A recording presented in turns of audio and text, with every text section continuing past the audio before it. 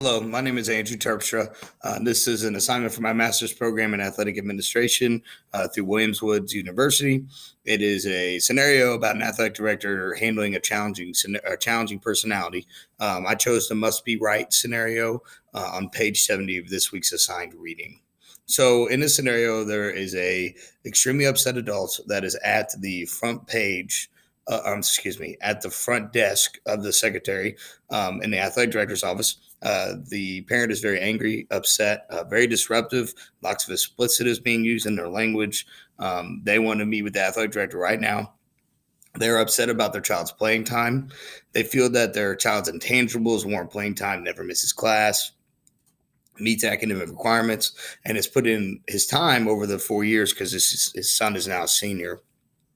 The child communicates to the parent that he only practices scout team and the coach doesn't communicate with him. This upsets the parent, and then the parent feels that the child is talented enough to play, and the coach doesn't recognize talent in general. The parent resolves and wants either their child to play or at least be talked to by the coach. And then the parent admits that they have not communicated any concerns with the coach and feels the coach is unapproachable. Now, this is a scenario that has probably happened many times. Maybe you or if you're watching have experienced something like this. So the AD first responds by on the phone, hangs up the phone and acknowledges the disruption, finds a separate place to discuss the issue, removes the parent from that educational setting.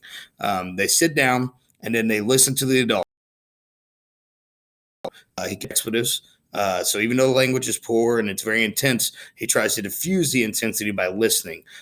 He actively listens by making clear he understands the concerns. So what he does is he repeats it back to the parent. So what I'm hearing you say is this.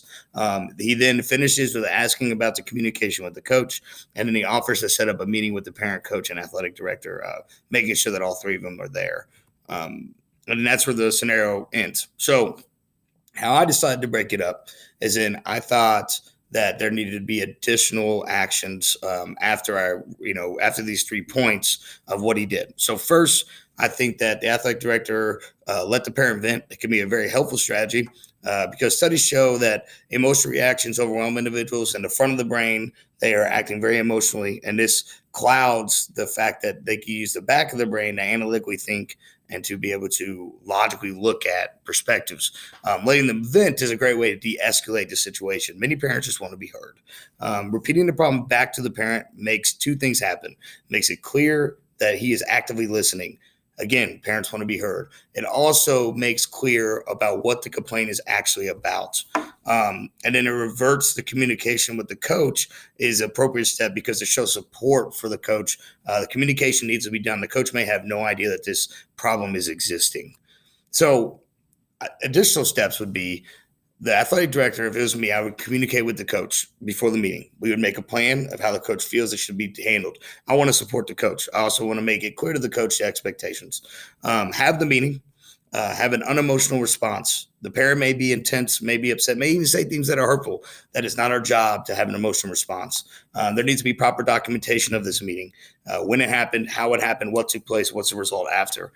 Communicate with the administration about result. That means the principals, maybe the superintendent, depending on how the meeting goes, and then make expectations clear for the parent, athlete, and coach moving forward. As the athletic director, that is ultimately your job. You are making sure that everyone involved, all the stakeholders, are a part of this process. And then continue the communication after the meeting. I think that will help solve a lot of problems as well. So I also wanted to come up with an alternative reaction. And this is just a different thought, a different perspective, almost devil's advocate. Okay, so because of the poor language, an intense reaction is not okay in an educational setting. What you could do is you could separate the adult after the meeting, but then the current conversation will not take place until the adult can control their behavior. So just make clear, I understand what you're saying, but I want to make this very clear. In an educational setting, the expectation is to not respond this way, and we cannot have it. This could escalate the reaction, but it makes the expectation clear in reference to behavior in an educational setting. Many businesses would not allow people to talk to them this way in this scenario, so I think that it's relevant and it's okay. It also is setting boundaries to help the expectations be clear. Many people do what they can get away with, and so setting these boundaries helps everybody understand. So essentially, that's just my thoughts. I hope I was very clear, and thank you for watching.